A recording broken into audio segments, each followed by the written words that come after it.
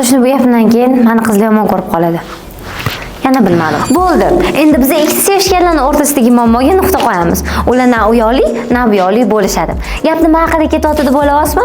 Ekranga yaqinroq keling, hozir men sizga aytaman. Bu ilova oddiy xarita emas. Bu ilova sizni qayerda yurganingizni, nima qilayotganingizni, hattoki telefoningiz zaryadkasini ham nechiligini ko'rsatib beradi. Videoni oxirigacha ko'ring, men sizga ilova nomini aytaman. Bu nafaqat sevishganlarning o'rtasidagi ishonchni mustahkamlab beradi, balki siz do'stlaringizni qayerda va nimalar bilan band ekanini ko'rib turishingiz mumkin. Shu bilan birgalikda ota-onalar ham bolalarni jonli kontrol qilib turishsa bo'ladi. Zo'ra. Bu ilova kimlarga tavsiya qilinmaydi?